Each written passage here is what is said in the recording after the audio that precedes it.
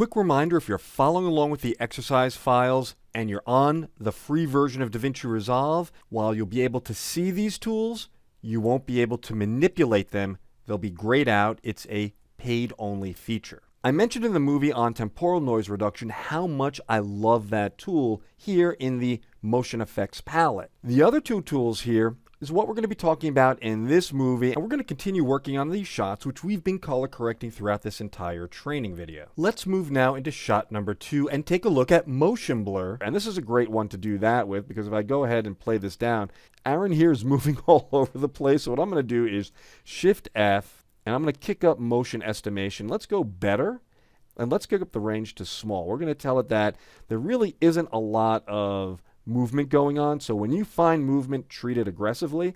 And then with motion blur, I'll just kick it up to 100, and you can see the smart cache has identified this as needing to cache off at the node level up here. Let's Shift F and hit play and see what happens to Aaron. And you can see all of that motion blur. If I go through this frame by frame right there, and now I turn this motion blur node off, that's the original image. That's with all that motion blur. This motion blur is benefiting from DaVinci Resolve's optical motion estimation, where it's literally trying to create new frames and create new pixels from what exists there. And it's designed primarily to simulate motion blur when you have a very high shutter rate with very fast action. Think like a sports event, and you don't want those hard defined edges that's typical with high frame rate photography, and you want to blur them out, make them more natural looking. That's what you can use motion blur, although in this case it's being used as an effect, and that's totally cool. You want to go there, go right ahead. Spatial noise reduction, I tend not to use that much. I never really used it when it first came out. It seemed to be best applied to camera raw footage in which the sensor, the camera sensor itself, was kind of noisy.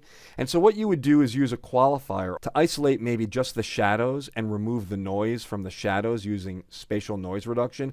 That works pretty well. I do encourage you to play with spatial noise reduction. Just when you do so, keep a close look at skin tones and see what it's doing to your skin tones. It tends to take detail and blur it out in a not very attractive way, which is one reason why I tend not to use it very much. And if you've been wondering why you might want to pay to upgrade to the paid version of DaVinci Resolve, the difference between noise reduction built into DaVinci Resolve and say something like a third-party plugin using an OpenFX plugin is if you have multiple graphics cards, these will benefit from that. So you'll be able to get real-time playback with very large amounts of noise reduction applied to your images. And the way most OpenFX plugins are architected, you're just not going to see that kind of benefit.